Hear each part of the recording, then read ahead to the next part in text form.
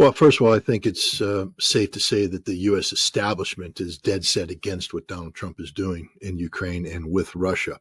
Unfortunately, the U.S. establishment has been influenced for some time now by what I call the Putin whisperers. That is a class of academics and government professionals who have cut their teeth on Russia, not from the perspective of the Cold War. How can we not just oppose the Soviet Union, but how can we get along with the Soviet Union? Sort of a Reagan model, even a Bush model, Papa Bush. But instead have adopted the Clinton, Bush, Obama, Trump in his first term, Biden approach of Russia is a adversary, and since 2016, Russia is the enemy, and that everything that comes out of Russia is bad, and everything that Putin puts out is propaganda, and Russia is to be opposed in every way, shape, or form.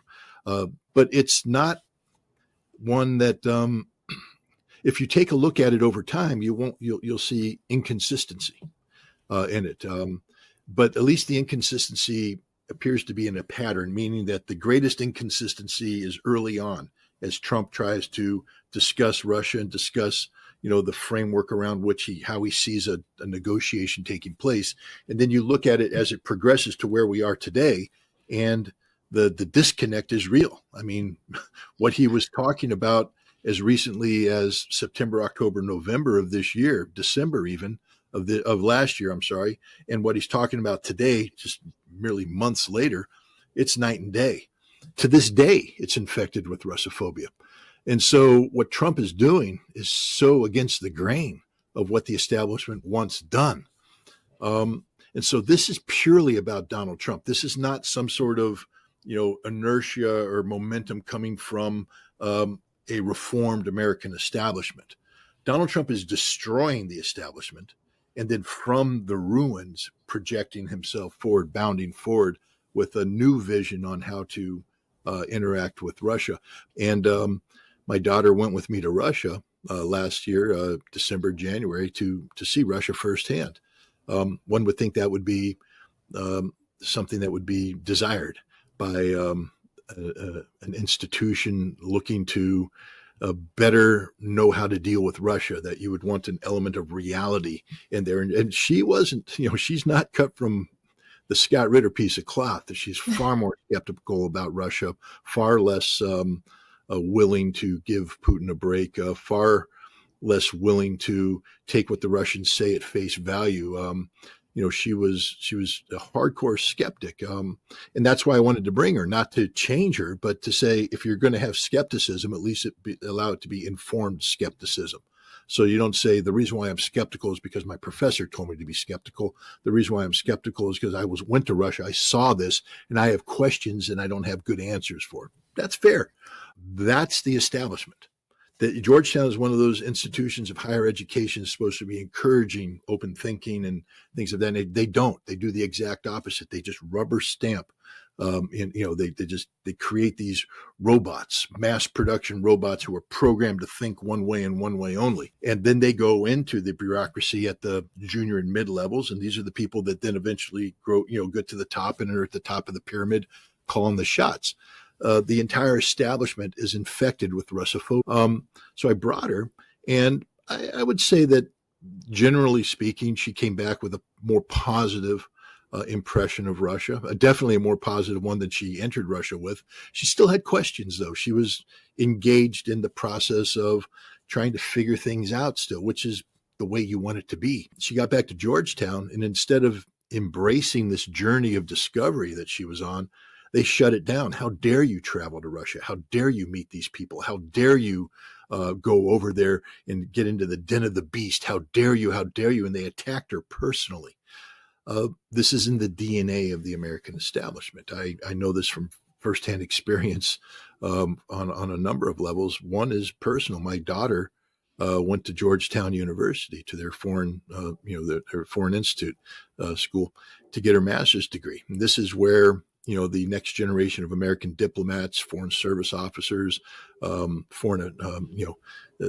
foreign area experts in the military, they go to get their degrees, their master's degree, that graduate level degree that gives them that punches that ticket that gets them up into the bureaucracy. Many of her classmates were people who were employed by the National Endowment for Democracy. They worked for USAID.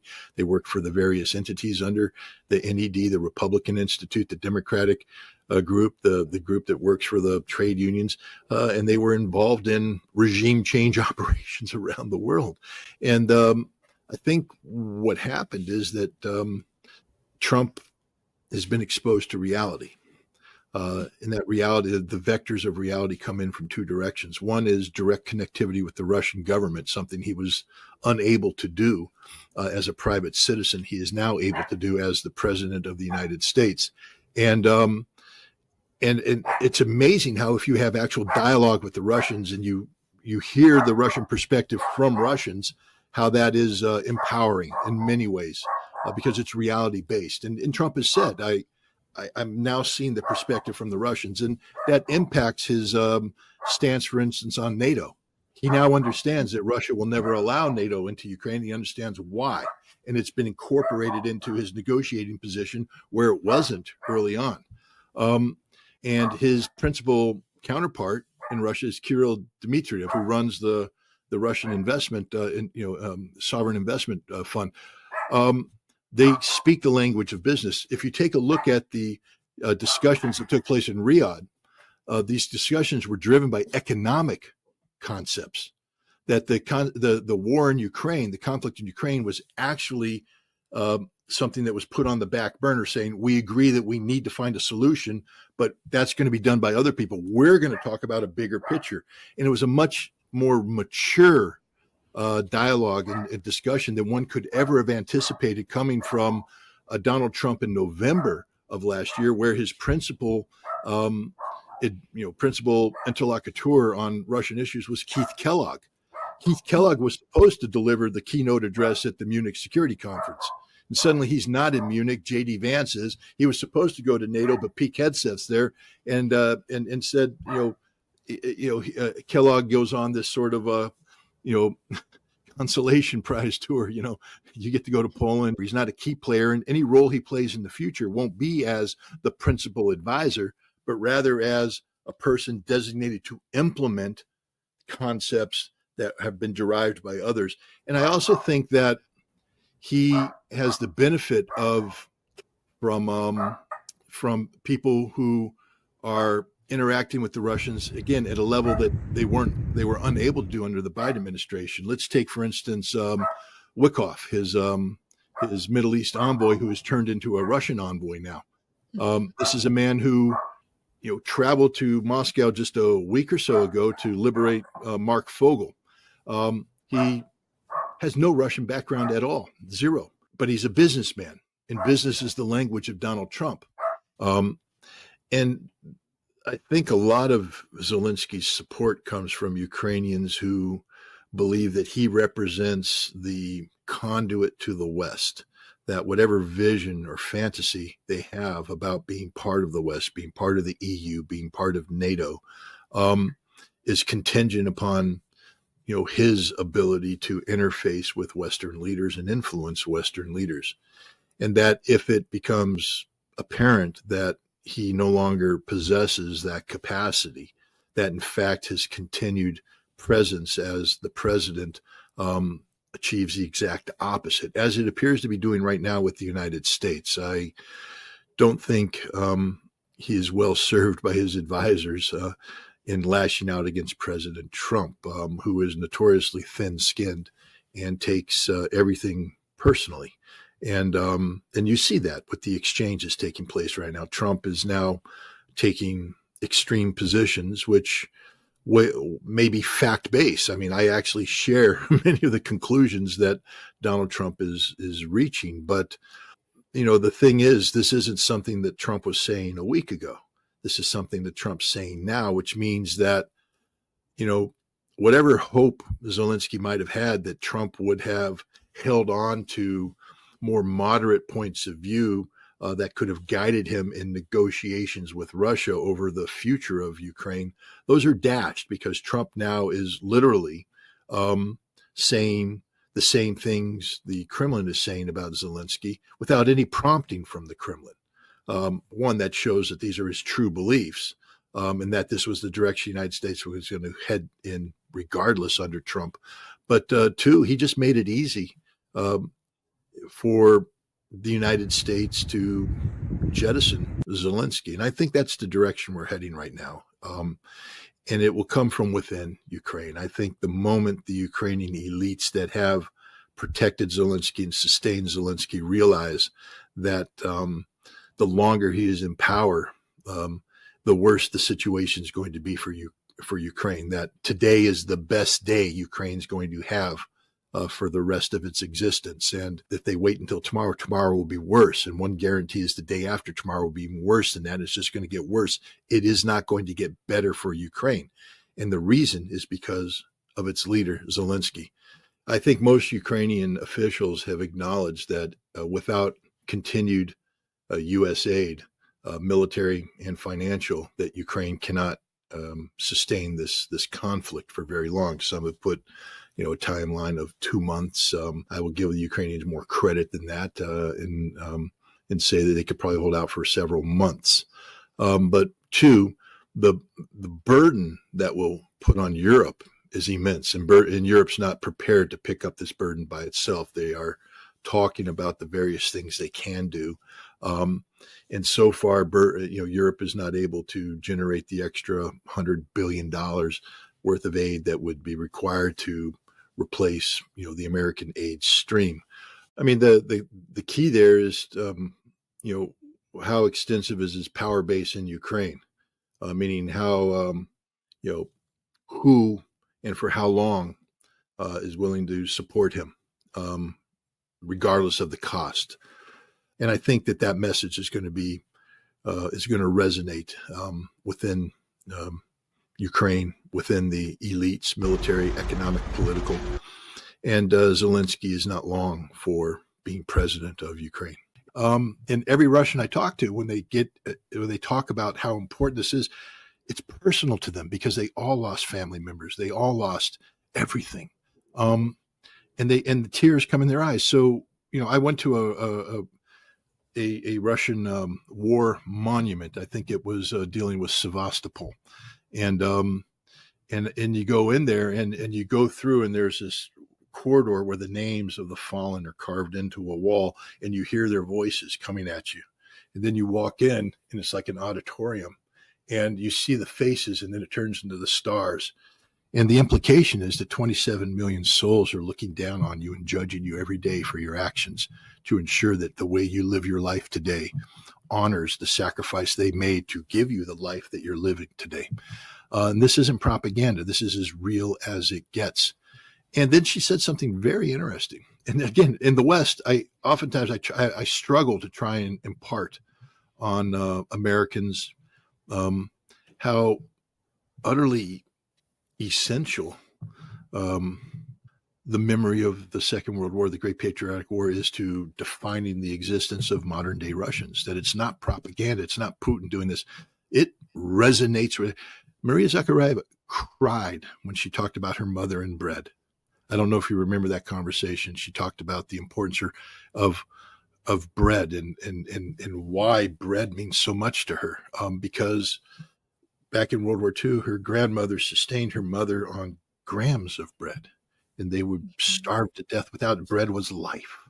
And so you can't today be at a dinner table and leave bread on your plate. You have to eat that bread because that bread is the symbol of life. And she cried. And this is a hard woman.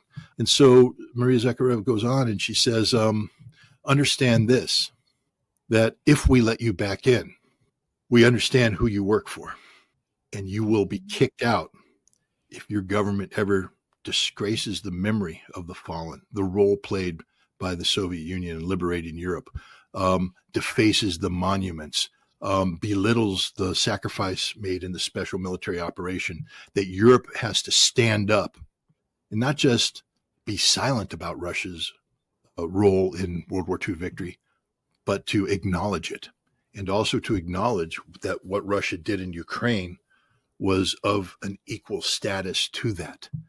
This is Russia asserting itself like it hasn't done in a very long time. NATO is over. It's fatally wounded. It's unsustainable. As you pointed out, NATO cannot survive without the United States. And we saw this. We saw in this meeting, which, by the way, was curious. These were European leaders who were insulted that America did not invite Ukraine to the table in Riyadh. So they came together in Paris to discuss Ukraine without Ukraine. It just goes to show how low Zelensky has sunk. But even when you have Keir Starmer, who almost in stand-up comedian fashion talks about deploying the British Army to Ukraine, the British military would be hard-pressed to deploy 2 battalions to Ukraine, and sustainability would all be almost impossible. But and then the French are like, yes, we're going to deploy 2. They'd be lucky to get a regiment in there. That's it, 6,000 guys. That's all they could put in. The British could get 1,200. That's it. They are incapable of doing anything more than that. And you see, the French at the end. I think Macron or maybe his prime minister. We're ready to do this, but we must have the American backstop. So you aren't ready to do it. I mean, that's the bottom line, is you're not ready to do it. And so now let's just back up for a second and take that conclusion, which is this is an issue where the key leaders of Europe came together and said, this is so important that we're even going to, go against the grain of, the United States and challenge America. When it comes to the military, they have nothing. It exists on paper only. There's no meaningful military capacity, especially when it comes to power projection. It is literally an empty suit, a paper tiger, whatever term you want to come up, a house of cards. We could just go on all day coming up with, how to describe, the reality of NATO without the United States, without the American backstop. If you don't understand that Trump has initiated a revolution that has already redefined America, America will never be the same after this. Key institutions are collapsing because they can't justify their existence, because what they were doing was a lie. There was no transparency, was un-American. The Department of Justice will never be the same, after this. The FBI, if Kash Patel comes in, will never be the same. The USAID is already totally redefined. Department of Education, we can go on and on. There is a revolution here at home. And that revolution, by destroying the establishment, is liberating Trump to go and do things globally that the establishment would never let him do, such as make peace with Russia, such as detach itself from this parasite called NATO. There are fundamental changes taking place in how America operates in the world, for better or for worse. We don't know. The jury's still out.